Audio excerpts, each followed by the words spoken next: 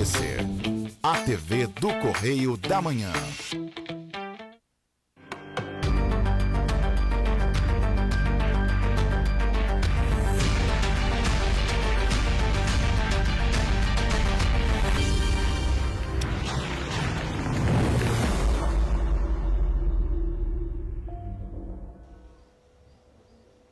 Olá, sejam bem-vindos a mais um programa Abrindo o Jogo.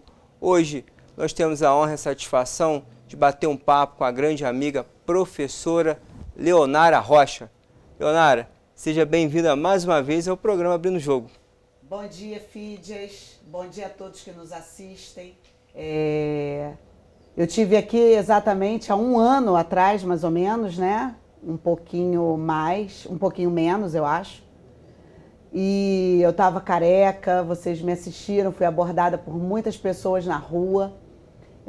Eu estava em tratamento. Recebeu muitas mensagens? Recebi inúmeras mensagens, muitas mensagens de carinho, de solidariedade das pessoas, tratamento de quimioterapia, que a gente que inicia um trabalho de quimioterapia, a gente acha assim, o cabelo não vai cair, comigo não vai acontecer. E meu irmão falava comigo. Esse processo também aconteceu com você, todo esse processo? Aconteceu comigo. E a mulher, né, muito vaidosa, tal. Meu irmão falou, não se iluda, na segunda quimioterapia o seu cabelo vai começar a cair. De fato, né?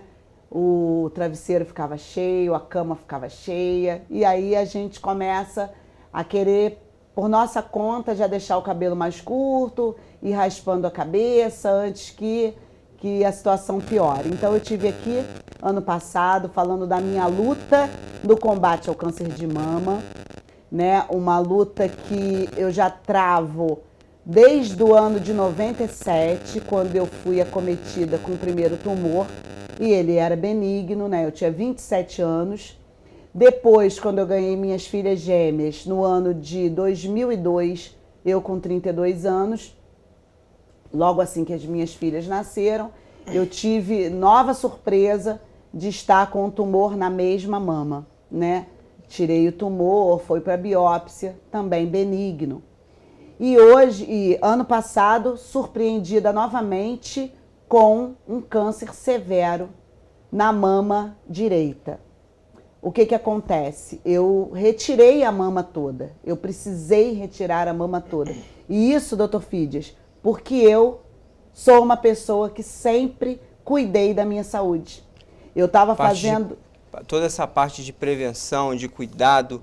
E hoje, assim, muito importante, o seu retorno aqui para demonstrar realmente a sua vitória, que não é só a sua, mas de toda aquela equipe que te acompanhou ali na PPO, não é isso? A PPO que é? Não, CTO. CTO. Né? O CTO em Petrópolis é uma referência, o tratamento no câncer de útero, colo de útero e de mama em Petrópolis é uma referência para o estado do Rio. A PPO é a associação que tem, né? A PPO é uma associação de apoio aos pacientes oncológicos Importante do isso. CTO. E ali tem todo o cuidado, o carinho, o acompanhamento a todos os pacientes, como você é paciente, né? E foi ali acolhida, né? Acolhida também pela PPO, né? E a PPO, ela tem até um espaço que muita gente não sabe, das pessoas de outras cidades poderem pernoitar, ficar ali 3, 4, 5 dias, uma semana ou mais. A gente que mora, pelo menos a mim que mora ali na região, e a gente vê um fluxo ali de carros, de vans, até de outros municípios, outras secretarias municipais de saúde, vindo a Petrópolis, para fazer o tratamento. Vindo ali no CTO, fazer esse tratamento, acompanhamento. Assim, a gente fica muito feliz, Leonardo, ver teu esforço, tua dedicação, que o teu tratamento tem tido sucesso. E você é uma pessoa maravilhosa e tem muito a contribuir com essa tua experiência. E hoje passar aqui, como foi, claro, você já está explicando, mas como foi a tua luta, qual a importância da prevenção, qual a importância de realmente cuidar da saúde. Mas antes disso, eu vou pedir aqui ao Matheus para colocar um folder aqui na TV e fazer um convite para você. Igual a Leonara, que é um caso de sucesso, eu quero convidar vocês para essa palestra maravilhosa que vai acontecer dia 8 de julho, que é a Conexões de Sucesso. Mais do que o sucesso é estar conectado com pessoas, com a sociedade, enfim, com todos aqueles que podem promover o teu sucesso nas diversas áreas da tua vida. Então vão ter várias palestras nesse dia, tá? Palestras rápidas, dinâmicas, que vão começar às 2 horas da tarde. Tem aí o telefone para inscrição 24 99 242 7464. É totalmente gratuito, tá, gente? Totalmente gratuito. Então, assim, tô vendo esse folder maravilhoso, esses vários palestrantes, Vinícius Moraes, Sheila França, Letícia Valadão, Fábio Alves, Vanessa Palutini, vários palestrantes aí. Então, você de repente vai se assustar com o valor, com o investimento, que pode ser alto. Não, estou te falando que é gratuito. As 50 primeiras inscrições, que vai estar limitado esse número, tá? Depois não vai ter. Elas são totalmente gratuitas. Corre lá, anota esse número de telefone e aproveita a oportunidade para alavancar ainda mais o seu sucesso. Obrigado, Matheus. Vamos voltar aqui para um caso real de sucesso, que é esse cuidado com a saúde. E, assim, o que mais admiro em você é essa tua disposição, garra, de realmente estar levando essa informação para as mulheres, né, Leonara? Para os homens também, né? Porque os homens também, em menor escala, são acometidos pelo câncer de mama, mas bem menos. Mas tem o da próstata, tem vários outros recorrências. Os homens têm que estar se cuidando permanentemente. E as mulheres, quando eu abordo alguma mulher, eu falo, e aí, seus exames estão em dia? Como você tem feito o preventivo do câncer de colo de útero? Como está? Você tem feito mamografia? Não, eu nunca fiz. Muitas falam, não, eu nunca fiz. Não, eu não estou com eles em dia. Não, eu não me cuido, não tenho tempo. É complicado você conseguir, falando de saúde pública efetivamente, é complicado você conseguir acesso a esse exame de mamografia, é difícil, ou tem que realmente ter um esforçozinho para ir lá na fila do SUS? Como é que funciona? Tem um esforço próprio nosso pra gente... Não vai enganar aqui que chegou, fez... Não é tão fácil, mas assim, vou falar o exemplo da minha vizinha de 80 anos, que nunca havia feito o exame. E ela foi comigo no dia que eu fui retirar a... Mama. Não, ela foi comigo no dia que eu fui retirar o dreno. Uhum. Então, ela ficou me dando um aporte lá no dia que eu fui retirar o dreno. E lá no Alcides Carneiro, quando a gente estava esperando para entrar, eu falei assim, você tem feito mamografia, né? Aí ela, não, eu nunca fiz. Eu falei, mas você tem 80 anos. Não, nunca fiz. Não precisa. Eu falei, você vai lá se informar ali agora, no balcão, quando a gente sair, você vai, ela tá todo dia aqui no centro da cidade, andando para lá e para cá, você vai fazer o exame, eu vou ficar te cobrando. E assim ela fez. Instruíram ela, que ela tinha que ir num posto, ela veio, acho que no centro de saúde, passou pela ginecologista, e a ginecologista encaminhou ela para a mamografia, para o mastologista, e ela conseguiu fazer o exame. E esses dias ela foi lá em casa me mostrar. Então, isso aconteceu em outubro, março ela já tinha terminado tudo. Então, não é difícil, é fácil, tem que ter um pouco de paciência, porque a gente está falando do Sistema Único de Saúde, que é o SUS. Que atende a toda a população. E a gente, que atende a toda a população, inclusive de outras cidades, em alguns exames, mas que... Funciona. Funciona. Basta a gente ter vontade. A gente também não pode aqui ser leviano. O SUS não presta, não funciona. Não é assim. Muitos e muitos casos, realmente, a população ali é atendida. E aqui a gente não está falando da esfera municipal, federal, estadual, nós estamos falando do sistema como um todo. A população é atendida, exames são realizados, procedimentos são realizados. Nesse momento aqui que a gente está batendo esse papo aqui, atendimentos estão sendo realizados. Enfim, é toda uma máquina que é exemplo para o mundo. Para o mundo. Porque o SUS não é brincadeira. Você vê que é uma rede que integra do Oiapoque ao Chuí, enfim. E tem dado certo. Tem dado certo. Referência. Tem as falhas? Pode melhorar? Tem como realmente se pensar em potencializar as políticas públicas de saúde? Sim, com certeza. A gente vive num mundo que a gente tem que buscar essa evolução, a gente tem que buscar melhorar Então aqui fica esse adendo quando se fala de SUS e com todo um carinho, sobretudo aos profissionais de saúde. Eu acredito que você aqui deve ter ótimos exemplos como você foi tratada. Fui tratada assim, eu brinco, parecia que eu estava nos Estados Unidos, assim, que a gente estava assim, em primeiríssimo mundo, porque o CTO é assim uma coisa... Referência mesmo. Referência, vale a pena vocês, cidadãos comuns, passarem lá, não, eu vou dar uma olhadinha. Informação na internet também tem, na internet, olhar os espaços conhecer o trabalho, né? E o tratamento que a gente tem lá no CTO. Como nós somos tratados. E eu, como fui professora da rede, estou aposentada da minha matrícula de professora, durante 30 anos passaram muitos alunos pela minha mão. Quando eu cheguei no CTO, 3 alunas trabalham no CTO. Então, assim, uma satisfação muito grande ter cuidado delas na infância e hoje elas terem cuidado de mim, né? Até emocionante. E depois, quando a gente foi para o hospital de referência, que é em Correios, o Alcides Carneiro, né? Que é um hospital que está associado à Faculdade de Medicina, né? A FASE. E lá a gente recebe também um tratamento de ponta. Mesma coisa. Mesma coisa. E parece que vai ser inaugurado, está para inaugurar alguma coisa acontecendo em relação à quimioterapia. Que vamos ter um apoio de quimioterapia lá também. Parece que novos aparelhos de mamografia, isso tem que ser dito independente de governo A ou B ou C. Nós estamos falando, como o doutor Fides falou, de saúde pública. O que nos interessa é que as mulheres e os homens petropolitanos cuidem da sua saúde, marquem os exames e tenham acesso, independente de política, de governo. A gente não está aqui questionando isso. Mas o Alcides Carneiro é um hospital de referência, é um hospital muito bom e que possibilita todo esse tratamento, né? Cheio de equipamentos e que possibilita o atendimento de ponta.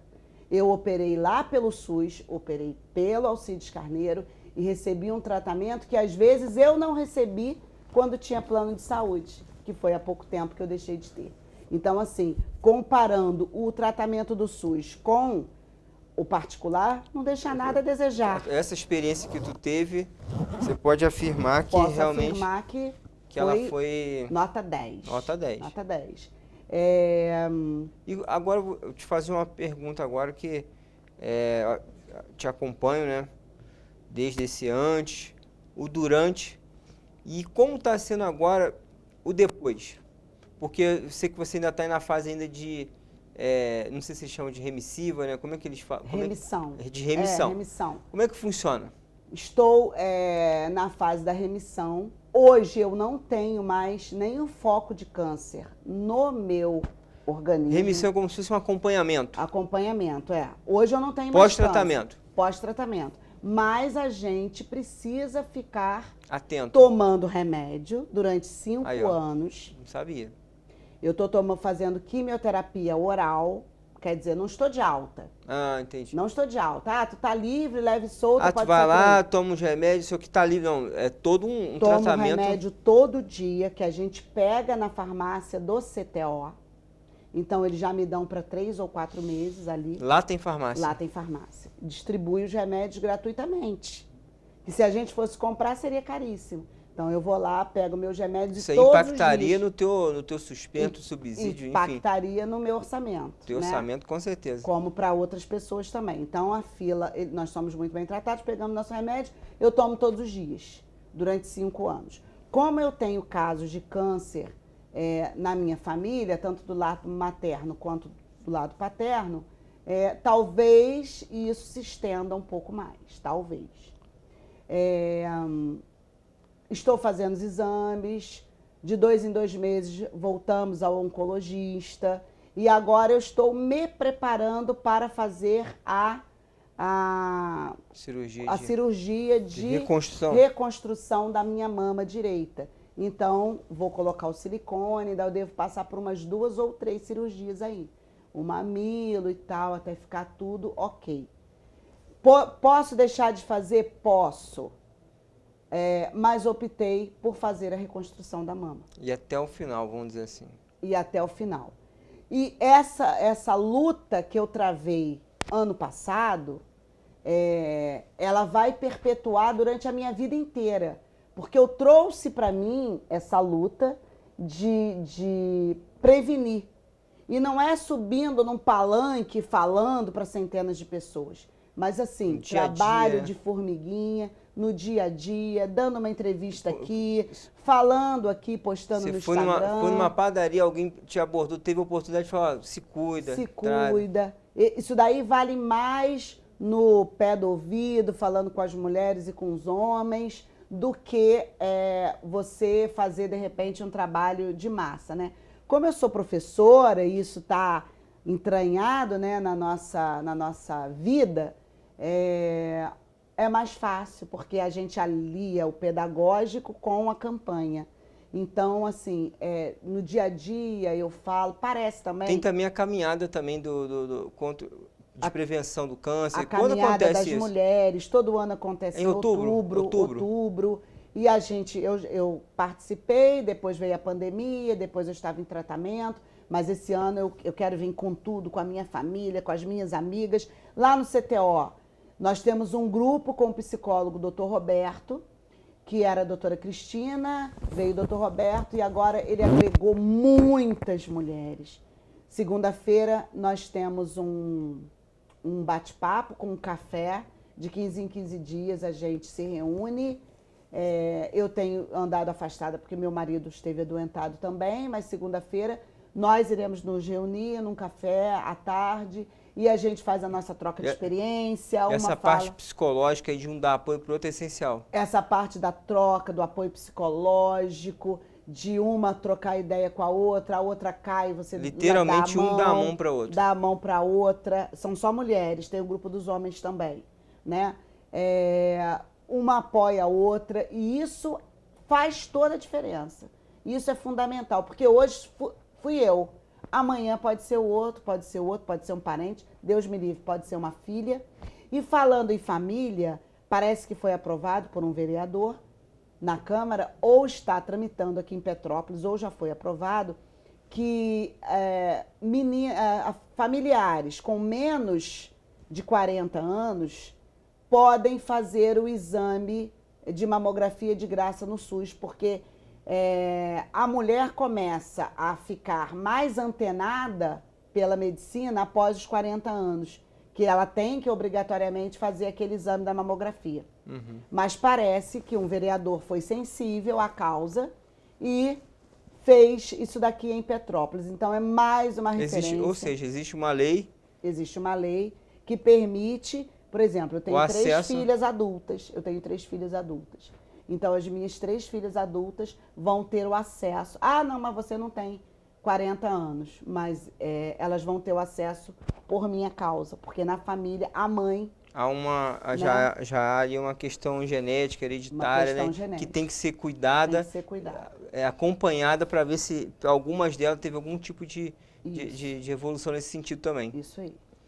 Assim, a grosso modo falando, aqui a gente não é médico, né, para saber explicar o motivo, mas a lei é permissiva nesse sentido de possibilitar essa prevenção isso também, estender essa prevenção aos familiares. Que a mãe ou a avó. Que tem algum caso na família. Algum caso na família. Tá explicado isso aí, tá levado a informação também. Né? Agora, Leonardo, a gente vai chegando aqui pro finalzinho do nosso bloco. Como é que tá a tua expectativa, tá nessa fase aí? Como é que tá a tua expectativa para um possível retorno? Você ainda pensa na educação? Porque as pessoas te veem como referência também, como professora. O que tu sonha ainda? Passar um pouco também dessa energia, dessa esperança, dessa motivação para as pessoas em relação à educação, comentar a importância da educação na tua vida. Olha, a educação na minha vida, assim, é fundamental. A minha vocação é a educação. Eu não me vejo em outra profissão. Eu me vejo dentro da escola, conversando com alunos, em sala de aula, que eu gosto muito. Aquele convívio, aquele dia a dia, eu sinto muita falta.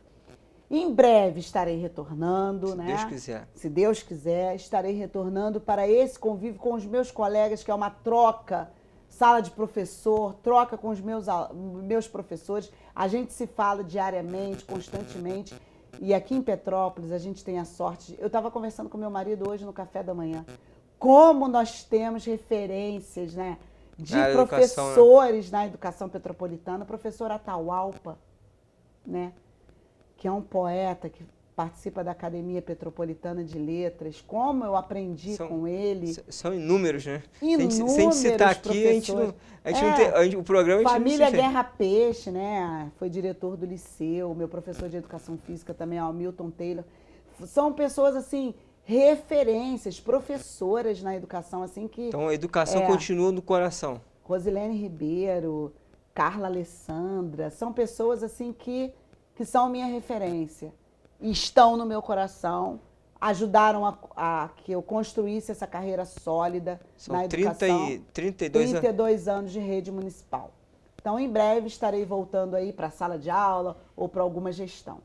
Quero te agradecer pela oportunidade de ter retornado aqui, dado mais esse depoimento, esclarecimento, levado informação a quem está nos assistindo e te possibilitar para você fazer as suas considerações finais, dar algum recado, algum aviso, alertar mais uma vez. Eu acho importante nessa tua fala final, você mais uma vez está falando sobre a importância da prevenção, de buscar ajuda médica, de buscar os devidos cuidados. Fica à vontade, Leonardo. Doutor Fides, eu que agradeço mais uma vez a oportunidade de estar aqui falando sobre a prevenção, sobre o autoexame, que é muito fácil a gente fazer, perto da menstruação, é mais fácil, a mulher levanta o braço e faz, e ela própria pode apalpar, fazer o autoexame em casa, percebeu alguma coisa diferente, procure o seu ginecologista, o seu mastologista, vá até o médico, né? Mesmo um clínico geral pode te auxiliar nesse momento. É muito importante, porque a gente diagnosticar anteriormente, precocemente, aumenta muito as chances da cura. Faz toda a diferença. Faz toda a diferença. E foi isso que aconteceu comigo. E eu costumo dizer, desde que eu soube da notícia que eu estava com câncer de mama, que eu ia travar essa batalha de peito aberto. Então, assim, de peito aberto aqui eu estou, falando com as mulheres, pedindo e prevenindo que elas se cuidem, pensem em você. O trabalho, a família, eu tenho que fazer isso. Não, pensa em você. E isso vai fazer toda a diferença na sua qualidade de vida. Eu agradeço imensamente aos nossos telespectadores, que não são poucos, né? É verdade, fala aqui para 6 cidades, YouTube, Facebook. No programa Abrindo o Jogo. Exatamente. Léo, muito obrigado, professora.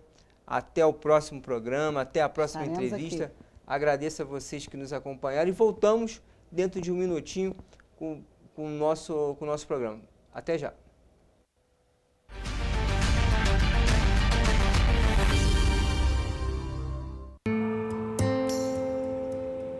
Mulher só sabe pilotar fogão.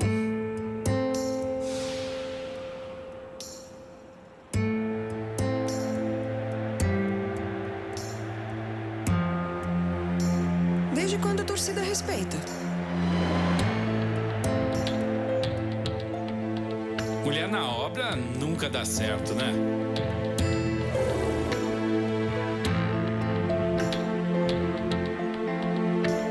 Nenhuma mulher chegou à diretoria.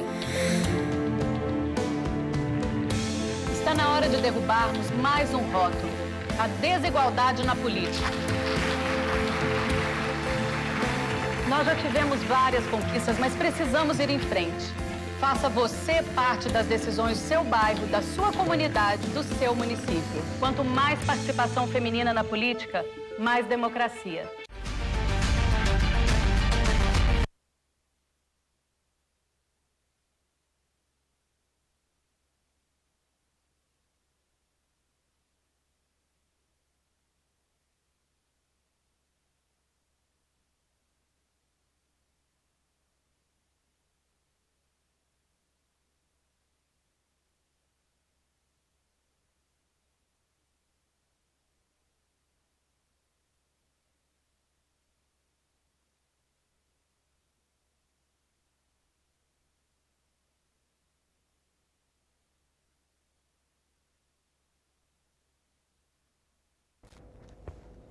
vamos lá. O que o senhor pensou assim falar? Falar do seu, toda a caminhada até a conversão e do teu trabalho pastoral? Tá ligado aqui, né? Oi? Parece que já tá ligado, né? Não, mas não tá. Mas não tá.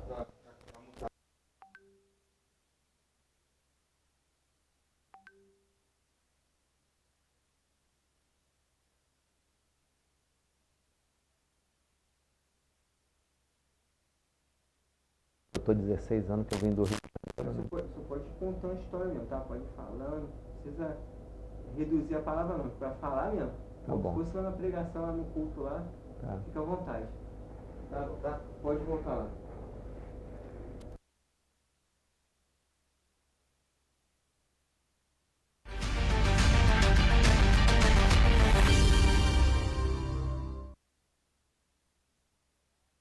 Voltamos ao segundo bloco do programa Vendo o Jogo.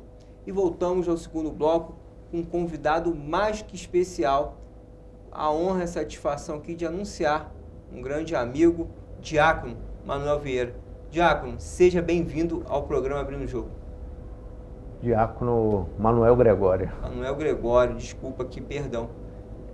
Tem como voltar, Matheus? Tem. Manuel Gregório. De onde eu tirei Vieira?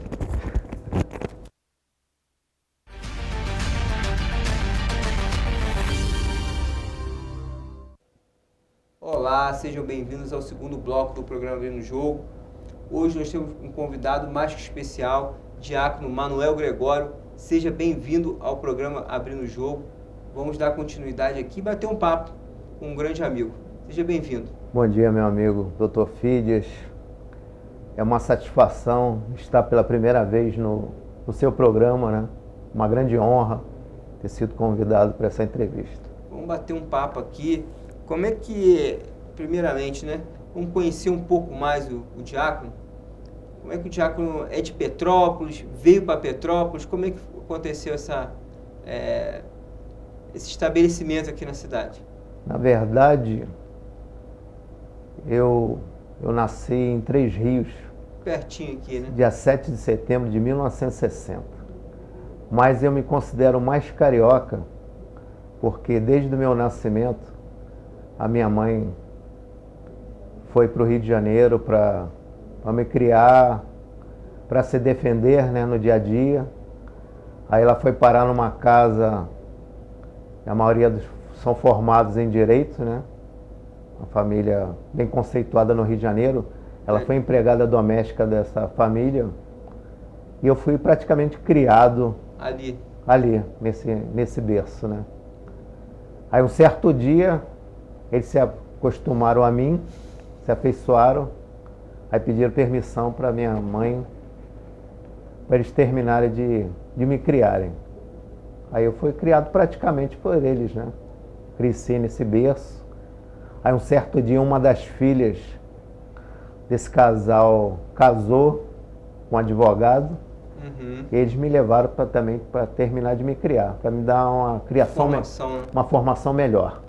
Aí me levaram para morar com eles, com 9 anos de idade. E o marido dessa senhora, ele era sócio de um colégio conceituado em Copacabana, que após a morte da mãe dele, ele mais 2 irmãos, que foram sócios diretores nesse colégio. Sim. A qual um dia eu também estudei lá, até a 8ª série, que na época ainda não tinha o 2º grau, né? Que hoje chama ensino médio. Ensino médio mudou, né? Bastante. Aí eu tive que fazer o ensino médio depois da minha formação em outro estabelecimento de ensino. Aí depois desse estabelecimento de ensino, eu resolvi fazer vestibular para o curso de Direito. Opa, isso aí é novidade para mim aqui eu também. Passei em 3 vestibulares. O da Sesgran Rio, né? Lembro. Cheguei a fazer também vestibular para Sesgran Rio. Para o UERJ, passei. Aí depois fiz mais 2, mais particulares. Cândido Mendes, do bairro de Ipanema. e fiz também a Estácio de Sá do bairro do Rio Comprido, na Rua do Bispo. Sim. Onde na minha época só existia essa unidade da Estácio de Sá. Aí eu preferi, das 3 unidades, estudar no Rio Comprido, na Rua do Bispo, na Estácio de Sá, que é a mãe de todas as Estácio de Sá, né? Então, o senhor ingressou na Faculdade de Direito lá. Aí nessa época nós morávamos no Leblon, aí eu atravessava os 2 túneis para estudar na Estácio, o túnel que dá acesso da Zona Sul à Zona Norte, né? Sim. Aí eu estudava, mas infelizmente eu não concluí o ensino. Eu estudei até o 6º período. Na minha época só iam até o 8º período, né? Equivalente a 4 anos, né? De Direito. Avançou bastante. Avancei. E nesse período que eu estudei Direito, eu tive grandes conhecimentos, né? Fiz estágio em escritório de advocacia particular. Fiz estágio numa grande empresa lá no bairro de Botafogo, fica na Rua Real Grandeza, que é a empresa Furnas Centrais Elétricas, onde eu aprendi muito. Então já tem uma formação aí jurídica aí. Eu acompanhava os processos de Furnas na Justiça Federal do Rio. E nesse meio tempo também, eu fui estagiário da Procuradoria-Geral de Justiça. Na época dos 2 procuradores, eu fui estagiário na época de 2 grandes procuradores gerais de justiça, o Dr. Biscaia e o Dr. Navega. Navega, Niterói, né? Família de Niterói. E eu aprendi bastante na área criminal, que é a área que eu sou apaixonado, né? Fui estagiário da Procuradoria, na área criminal, estive no 2º Tribunal do Júri, 2ª Vara Criminal do Tribunal de Justiça do Rio. Estive na 12ª Vara Criminal e no 4º Tribunal do Júri, a 4ª Vara Criminal. E Petrópolis? Aonde que entra Petrópolis nessa caminhada? Petrópolis entra nessa caminhada quando eu me converti ao Senhor Jesus. Aí teve Eu aceitei a Jesus no Rio de Janeiro no dia 16 de outubro de 1999. A um certo dia Deus colocou uma irmã da Assembleia de Deus de Nova Iguaçu. Hoje ela se encontra na Assembleia de Deus do município de Queimados. Foi ela que Deus usou para eu me levar para a igreja para ter um conhecimento com Jesus. Aí passando, eu ingressei na primeira Assembleia no bairro de Copacabana. Nessa época eu estava morando em Copacabana. Assembleia de Deus Filadélfia, fica na Avenida Nossa Senhora de Copacabana. Na época, essa igreja ainda pertencia à Assembleia de Deus da Ilha do Governador. Meu amigo pastor Eliseu Menezes, que é o dirigente lá da DIG. A um certo dia, a direção da DIG resolveu dar emancipação da Assembleia de Deus Filadélfia. Aí eu fiquei um período na Assembleia de Deus Filadélfia, depois Deus me colocou em outra Assembleia de Deus, também no bairro de Copacabana, que é a Assembleia de Deus de Copacabana. Entendi. Que fica também na Avenida Nossa de Copacabana, Sobrado, aonde eu fiquei até finalzinho de janeiro de 2006. Porque no início de fevereiro de 2007, o Senhor já tinha planos, né? Os planos do Senhor não são os nossos. Eu sou como obreiro, eu só obedeço. Aí Deus me trouxe para essa cidade no dia 5 de fevereiro de 2007. Aí me colocou na Assembleia de Deus aqui de Petrópolis, presidida pelo pastor Timóteo Ramos de Oliveira, a qual eu faço parte. Passei por algumas congregações antes de ir para a minha atual congregação, que é a Congregação de Correias. Servi na Congregação do Retiro.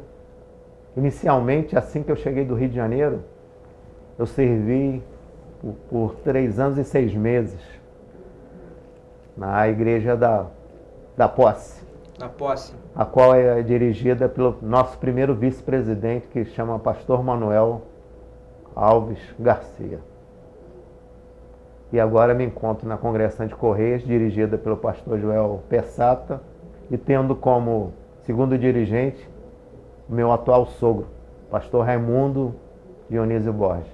Tive a oportunidade de estar conhecendo, fui no culto com o pastor, agora me fugiu a memória, Flávio, naquela apresentação que ele fez, aquele culto que ele fez de doutrina. Doutrina. Né? Toda aquela explicação ali, ele foi em Juízes, ele foi ali no Antigo Testamento, enfim, foi muito engrandecedor a palavra que ele trouxe, os ensinamentos que ele trouxe. E ali eu tive a oportunidade de estar conhecendo teu sogro também, sogro do senhor, e é uma pessoa ali, homem de Deus também, né? Homem de Deus. Homem de Deus. E como é que está, quais são os seus planos, projetos, o que o senhor tem direcionado a você, né, ao senhor? O nosso senhor, né? Os tem direcionado, né? Hoje eu estou envolvido totalmente, né, na obra do Senhor Jesus. Eu sou um diácono, né, no momento, com chamado pastoral, ou seja, eu estou sendo preparado na congregação de Correios pelo pastor Joel Persato para mais tarde se tornar um ministro, né? Chamado eu tenho, mas tem que esperar o cumprimento. As etapas, né? As etapas, esperar o cumprimento de Deus na minha vida, né? Daqui a pouco eu vou ao presbitério, e após o presbitério, no tempo de Deus, eu serei um ministro do Evangelho. Né? Ministro do Evangelho. Só para a gente entender, quem está em casa também saber dessas divisões, qual é a função de um diácono? O que um diácono ele auxilia ali ao pastor? A função do diácono, propriamente dita, é auxiliar diretamente o pastor local, né? No caso, o pastor local, Correio, é o pastor Joel, tendo como vice o meu sogro, né? A função do diácono se encontra no livro de Atos dos Apóstolos, no capítulo 6, quando foi instituída o serviço diaconal, né? Porque naquela época os apóstolos não poderiam fazer tudo ao mesmo tempo, de servir a mesa. Ou seja, até esse trabalho de cooperação. De cooperação. O Senhor nos deixou já. Eles tinham que preocupar mais de pregar a palavra de Deus. Ou seja, aí por isso que foi instituída o diaconato para poder servir como um apoio de auxiliares, né? Desculpa que eu mal comparando, mas como se fosse o preparo de todo esse bastidor que quem está em casa não está vendo. E a gente está aqui, o programa sendo transmitido, isso tudo foi preparado pelos auxiliares. Os auxiliares. A função do... E na igreja, essa função de auxiliar e deixar a casa do Senhor toda preparada, organizada, muito faz parte do diaconato, é isso? Com certeza. Essa parte de manutenção, de limpeza, organização, cabe a nós diáconos, né? Porque os pastores... Recepção ali. A função dos pastores é... Levar a palavra, ministrar a palavra de Deus, cuidar do rebanho que o Senhor Jesus colocou nas mãos essa responsabilidade. Sim. E um pouquinho aqui, já que a gente falou de diaconato, e presbitério. O que vem a ser o presbitério? O presbítero, qual a função essencial? A função do presbítero, ele é um pastor local. Ele só não tem um título de pastor, mas ele exerce algumas funções pastorais. A partir do momento que ele está à frente de uma congregação, ele já faz uma função pastoral, um pastor local, né? Ou seja, de ministrar a palavra de Deus, quase as mesmas funções. Entendi. Cuidar do rebanho, né? A qual Deus confiou. Se tem algum testemunho, se tem alguma informação, algum convite para ir na congregação também, os dias de culto, se eu puder informar para quem está nos assistindo. Os dias de cultos nas nossas congregações às terças, quintas e domingo. Terça, quinta e domingo. Às terças e quintas, o horário dos cultos é às 19 horas. E aos domingos, os cultos são no horário das 18 horas. E qual o endereço que fica? Assembleia de Deus em Correios, especificamente, que é a congregação que o senhor... A Assembleia de Deus em Correios, ela tem como referência, nós somos vizinhos colados com Pavão Autopeças. Autopeças. É um pouquinho antes da ponte. da ponte de Correios. Né? A referência ali, a ponte de Correios, você consegue chegar lá na... Consegue chegar. Nós ligação. somos vizinhos da Pavão Autopeças. Né? Entendi. Tiago, quero te agradecer a oportunidade de ter vindo aqui ao programa, de relatar aqui um pouco da tua história de vida, da conversão, nos trazer esses ensinamentos sobre o diaconato, um pouco de presbitério, e abrir oportunidade para você fazer suas considerações finais, deixar uma mensagem final. Pode ficar à vontade. Que o Senhor, neste dia, nos abençoe e nos guarde. O melhor caminho que aconteceu é estar no centro da vontade do nosso Deus. Isso que eu digo para os amados irmãos que estão nos ouvindo nesta manhã, que é fazer a vontade do nosso Deus. Eu agradeço, tá? A oportunidade de ter vindo ao programa. Até aqui o Senhor nos ajudou. Fique com Deus, fique com o nosso Senhor. Obrigado e até o próximo programa Abrindo o Jogo. Até mais. Fique com Deus.